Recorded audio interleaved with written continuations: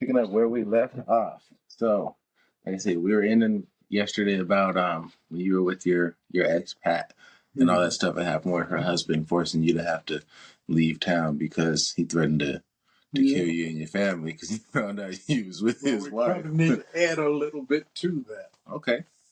Is it on? Yes, we're rolling. Okay. Now, I was telling you about how we cut the marijuana, right? Yeah. You know, well, what we didn't get to was the fact that while she was going to San Francisco State, she got the marijuana habit too. So, Okay, so she started smoking weed too. huh? So she started smoking weed too. Oh, smoking a lot of it. She and Daggett, her husband. So I introduced her to this idea I had, and in my mind, I said, if we do this thing right, and you know, roll our own joints, and so you could sell it by a joint. You can sell what we call the matchbox, the penny matches. Oh yeah, the small Yeah, little box. Yes. we would. You can buy it that way, or the cellophane bag, we call them baggies. You can sell it like that for $15. You get enough to fill one of the little sandwich bags. That was a lot back then. It was a lot. Oh, so that would cost you $15 to $20. So you could roll a lot of joints in there. and I was just figuring out the math. I said, and she said, I don't think I want to stay with this guy. I said, well, let's buy you out of it. Let's sell enough marijuana that we can go get a place of our own. We can get together again, instead of sneaking and creeping, So she said, I'll go for that. So uh, a, a kilo was like $65 to $70. Dang, that's it. But The we talk about Acapulco Gold. Acapulco Gold, but that was a long time ago. Inflation has kicked that in the butt. But anyway, that was the plan. So she started taking it to San Francisco State while she was there and selling this stuff. And she was selling a lot of marijuana, instead of studying. So we had this stash that she hid under the bed. And when all this confusion started, I don't know what he was looking for. I don't know what makes that man go under that bed, wondering if anybody was there. I think that's what it was. He was Looking making for a sure man. nobody was hiding. He was looking for your black ass. He was looking for you. Yeah, but then he found our stash and he confiscated the marijuana and the money. And so he called me, cussing, telling me all this stuff that I was telling you about, that he, get me killed and what have you. So I said, well, give me back my money, my travel money, and I'm gone. He said, you ain't got no money here.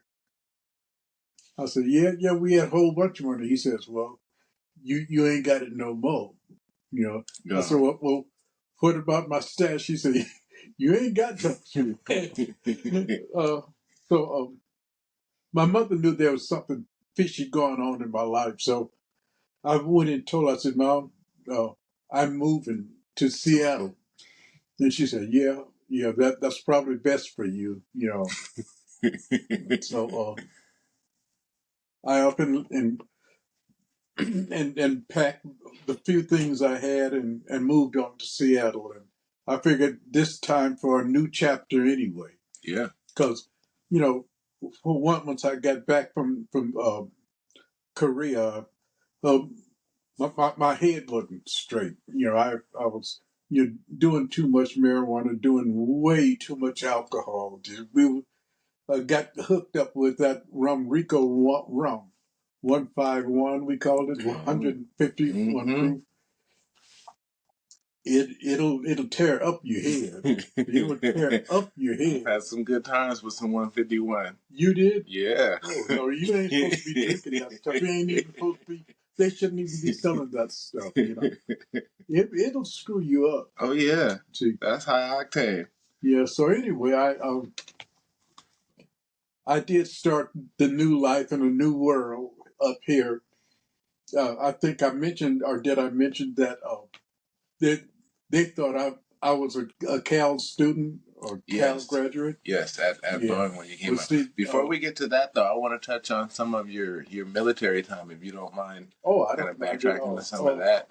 Because you say you got drafted, and that was due to Pat's mother actually Pat's putting you mother up. called the military and told him I was no longer exempt. Mm-hmm. So, and that was her way of getting me out of her daughter's life. Yeah, so you're going to get sent Yeah, away. it worked. And, I went to Fort Carson, Colorado. That was my first duty place. And that's when she realized, Pat realized she didn't want to live without me, see. Mm-hmm. So after about 3-4 months there, she calls and says, this is not going to work, and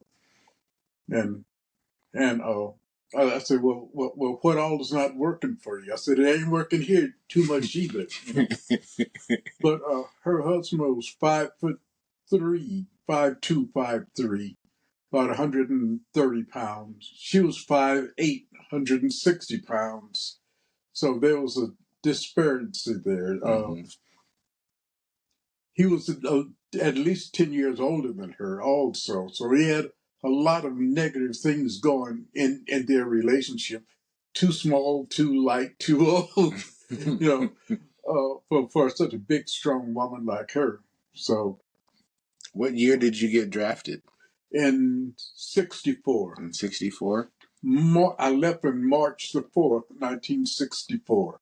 So you went and did basic and all that, and then... Yeah, that sent me to basic that March the 4th. What do you remember about basic training as a... Pardon? What do you remember about basic training as a black draftee back in the 60s? It was hard. The first day that we had roll call, they had, I'd say 4,000 young black and white and Asian guys out there. And they had us all lined up down this street. And our section sergeant came out and said, you guys look to your left. We all looked. As far as you could see, a block and a half, 2 blocks down, there were soldiers to our left. He said, now look to your right. Look, it was about the same amount on that. So he said, hey, listen, all those people you're seeing, this time next year, half of them is going to be dead.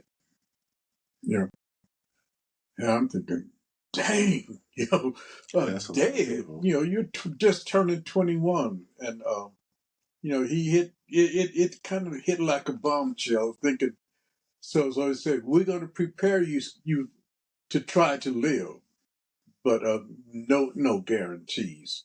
See, it's going to be up to you. It's not really up to you though, because when bullets start flying, they got no name.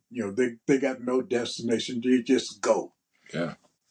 But they taught us as much as they could.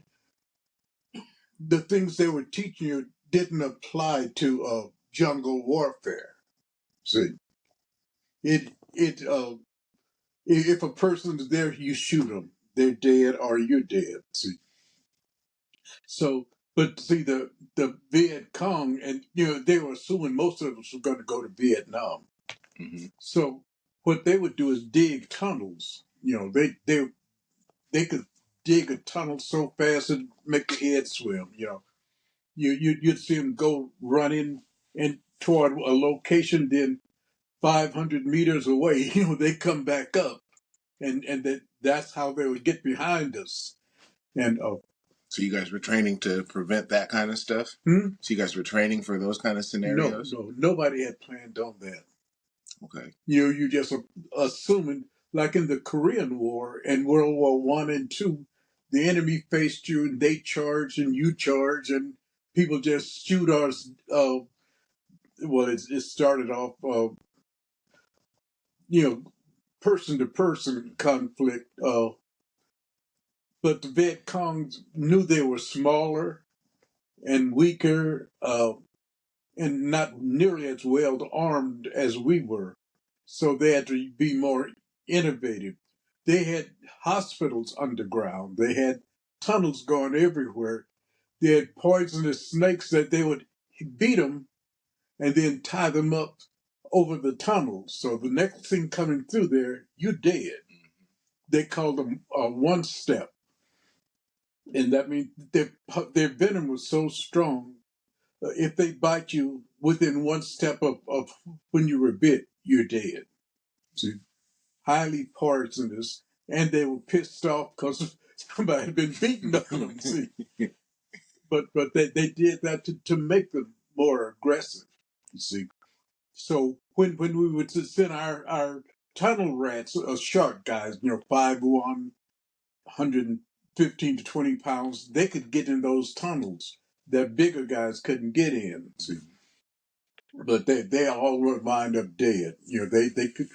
So then, we start taking napalm or different explosives and pouring it down their tunnels and into their hospitals. And, well, it's an ugly situation. War, that's the nature of war. Yeah.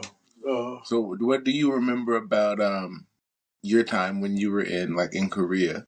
How was that for you when you got there? Okay, well, I'll have to start from not the beginning, but Pat would contact me, and she talked me into coming back to the Bay Area from Fort Carson, Colorado. They're nice words to phrase what happens. She said, just come and see about me for 2 days, and then you can go back. I said, well, they're going to lock me up in the brig if I do it. She said, well, you come see me, then you go back and you go to jail. But I'll make it worth your while. I said, okay. Again, we talk about a 21-year-old dude. She was my first girlfriend, the only one I ever had. You run around with people, but that was your actual girlfriend. She was the love of my life. See, so I said, well, I can go for 3 or 4 months in jail, but you look at it now as a more mature man. You say, ain't nothing, nobody got sitting on your butt and in prison. So you went and spent 3-4. How long did they have you sit down for? How much what? How much trouble did you get in? What they decided to do, I had a Sergeant Franklin. They decided to discipline me on base there, so that they had a big dump truck full of gravel, and they brought it to our building, and right on the side of the building, he dumped 5 yards of gravel. That's a lot. And That's a lot. That's a lot. So then Sergeant Franklin, the white sergeant, he says, well, Private Stevenson, for the mess you made, I had a bunch of gravel, but he put it in the wrong place, and he showed me where he wanted it, about 40 feet away. So he said, here's the square point shovel. Your job is to move all that gravel to where I was supposed to have had it dumped. So I spent a week and a half, with square point shovel. So then Sergeant Chiser comes out. He said, what are you doing with my gravel? I said, Sergeant Franklin. He said, I don't give a blank what Sergeant Franklin told you. You put my gravel back where I dumped it. So you had to move it all back. I put it all back. And then they wanted me to sweep the grass. So after that, my hands were bleeding and swollen. Sergeant Franklin comes out again and says, what are you doing? But their dad watched me from inside, so they knew what I was doing. They were doing it on So, after a while, I was just pissed off. I said, I'm ready to go to prison. I ain't doing this no more. So I just told him, I said, I ain't moving that gravel. He said, yes, you are. I said, Sergeant, I won't move that gravel again. He said, we'll kick your ass. We'll do this. I said, you go, you go catch hell kicking my ass. You and Sergeant Childs said, you might win, but the cost is going to be great for you too. I said, because I can throw my punches. See, I said, I'm tougher than you think, and I'm more pissed off than you know right now. So if you guys want to try me, come on. And I was so tired, I couldn't have fought. I had just finished moving all that grass. My back, my knees, everything hurt. My feelings hurt too. So that's what I was telling them. I said, I got nothing to lose. Yeah. And they said, you can lose your life. I said, you can lose yours too. I said, you bring it, and we just see what happens. I figured with that straight shovel, I was going to hit one of them as hard as I could and get him out the game, and then charge the other one. So Sergeant Franklin was probably 100 pounds, almost heavier than the little black sergeant. So I was going to try to kill him. That was my game plan, and then whoop on the black sergeant.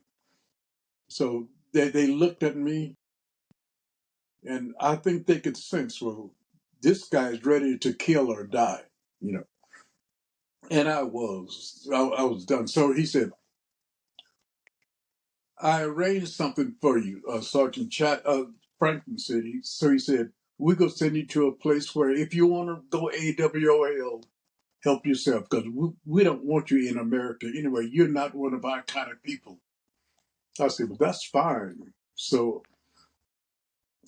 he said, but I'm going to do you a favor before I send you away. So I'm going to get you a lesson in speaking Korean, because one of the other sergeants had a Korean wife on base. Mm-hmm. So she was teaching us all the basics of Korea, people who were going to go there. So they finally told me, well, you're not going to Vietnam, but you are going to Korea. You are leaving America. In 4 months, you'll be out of here. I said, that's fine. So I was telling Pat, she said, well, I want to see you before you go. I said, well, they're not going to give me time. She said, well, Francis, you make time. You make time. And she kept reinforcing the fact that she was worth anything I had to go through. And I'm thinking, well, you got a point. Young guy, stupid. I don't even know what all was wrong with me. They had words for it, names for it, but they weren't very nice to. But at any rate, what I did, I was supposed to be there on the 12th of December. I was supposed to be there at the military base in Oakland there to be shipped out. I changed it to the 22nd. Okay. See, and I'm still glad I did that, because during that time my grandfather passed away. See, so had I gone on the 12th, I would have missed saying goodbye to him, letting him know that I loved him, and wish him well. See, I would never have had that chance. So I called him and we talked, and then I went by his house before I shipped out, and I gave them my fraudulent papers, saying that the 22nd I was due out, and so they just took it and shipped me out. Well, that was it. I went and spent those 10 days with Pat. See, and uh, they caught me while I was in Korea and said, they had two black guys working in the office, and they were laughing and talking about how they were going to fry some guy. I said, well, what did he do? He said, this fool changed his paperwork, and said he gave himself an extra 10 days. I said, well, I put my hand up here to hide my name. I said, well, who was it? Some idiot? Or who was he? Just notice he's supposed to be an all right guy. Private Stevenson's his name. I said, oh, yeah, you guys better get him. And I talked, and then I said, well, some kind of way I've got to get to the office while the two clerks were having lunch. So I kind of broke in to the military office and found the paperwork and took it and destroyed it. You see, Oh dang! You got rid of the evidence. I was getting deeper and deeper into this stuff. So by the time you broke into the office and destroyed. Well, they were going to put me in stockade for a year or two, and I didn't want to go to stockade. just for what I did, me and my lady. But, especially in Korea, a year in the slammer in Korea, no. So they weren't able to catch me on that till I got back to Oakland. But in the interim, while we were still there, we got sent up to the DMV. Mm-hmm. DMZ rather, not the drivers, but DM. So the demilitarized zone. Right.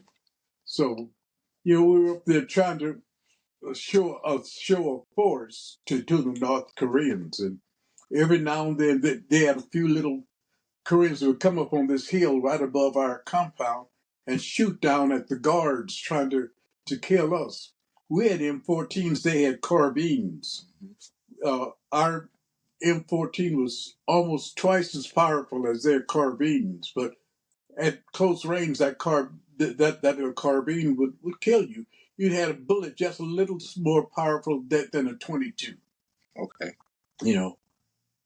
And like I say, they had probably a killing range of about 75 meters. So that they need to get close to you, but the guys were just shooting. Hoping against hope that they can kill one of us. So we had some white boys from Tennessee and Kentucky, and they said, well, we're going to show you some Kentucky windage. So because we didn't have sights, scopes, iron sights. Yeah. So he says, whatever you want to hit, wet your finger and touch, put it up, find out which way the wind is blowing. And if the wind is blowing to your left, you got to kind of gauge how hard that wind is blowing. And then he says, gauge how far the subject is from you. So we'd go 6 foot to our left, 10 foot above. And we'd have guys looking, watching, as best we could, because they were about 300 or 400 meters away from us. Mm-hmm. So we'd use that Kentucky winds, and we had guys spotting, just kind of shielding their eyes from the sun so they can see if any dust or dirt was coming up. And then, after about 3 shots, you would zero in on those suckers and would just light them up, Yeah. So the North Koreans brass, their higher ups called our higher ups and said, "Your guys are killing our guys." Basically, is what they were saying, and for no probable cause. Well, there was a probable cause. They wouldn't tell the truth that their guys were trying to kill us. They just couldn't get us. Mm-hmm. So we were trying to kill them, but we got them. Yeah, I mean, they shot at you first. That gives you all the rights to... Yeah, but you couldn't prove that. Okay. See? So they told us, if we catch you shooting or killing any of the North Koreans, you're provoking them into warfare, and we don't need a war right now. Another Korean conflict, because they had one in 51, 52, and 53. 1951, 2, and 3. So they said, that's the last thing we need is another war. We're not willing and are prepared to fight them in China again, So they did it again, and you're out there thinking, well, suppose they got lucky and killed one of us. Well, it didn't matter to the brass. They said we'll file a report. Well, you're not going to bring that guy back. Yeah, that's not worth your life. So, again, we were young guys pissed off, that these idiots thought our lives didn't mean anything. And the ones on the hill, that they would love to see one of us get shot and killed or hurt, for bragging rights. So they did it again and we did it again,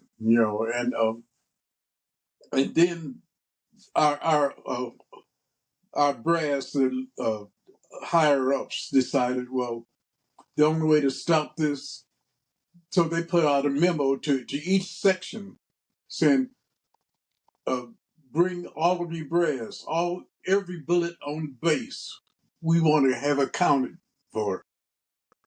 So they took the bullets out of our rifles even. And counted every bullet. Mm-hmm. And then locked it all up where we couldn't get to it when we were on guard duty. Give me a second. Give me a second. I forgot to put my phone under that disturb. I'm getting messages. We're going to turn all that off.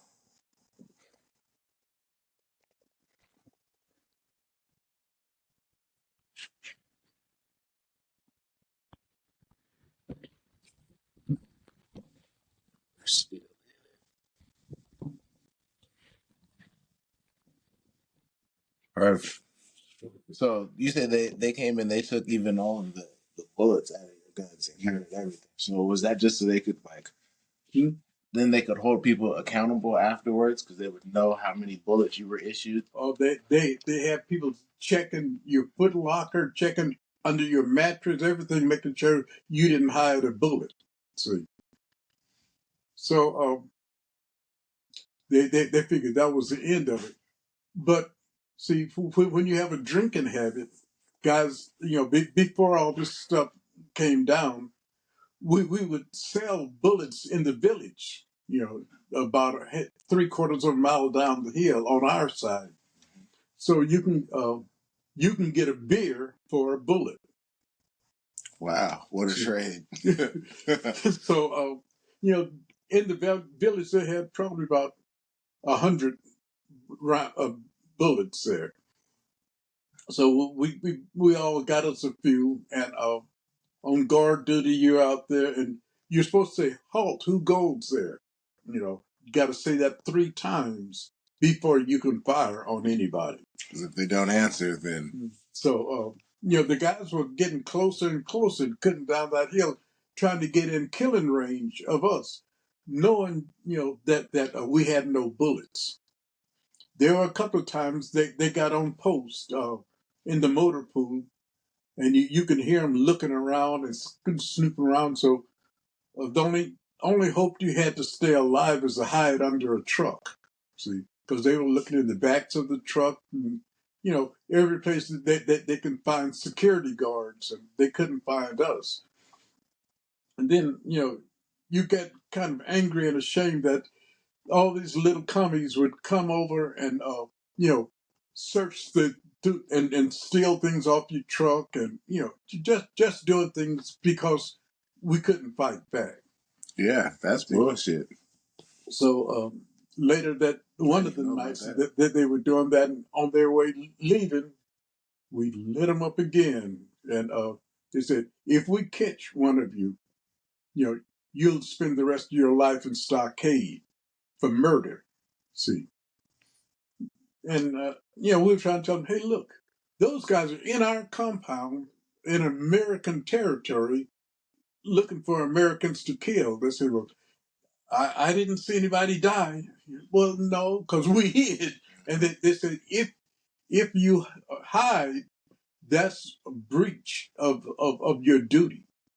See, you can't hide. You're supposed to still address them, say, halt, who goes there? And when you hear a bang, that was the end of your life. The last thing you'd hear. So we chose to hide as opposed to dying. It was crazy, but anyway, they worked all that out, and we decided we would adhere to their rules. We would no longer shoot and try to kill them if they would stop trying to shoot and kill us. You know.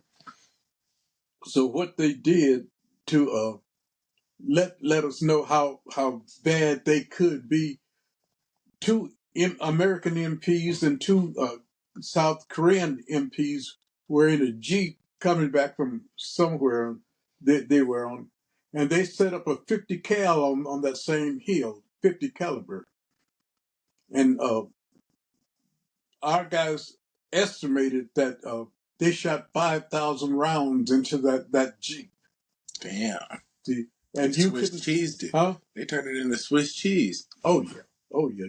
The Jeep and the people, nothing was recognizable. Pieces of cloth here and there, but they they were pissed off. The North Koreans were, and they wanted to show a show of force. So I don't even remember how they rectified that, but they said that they were just afraid and angry because of how vicious and violent we were.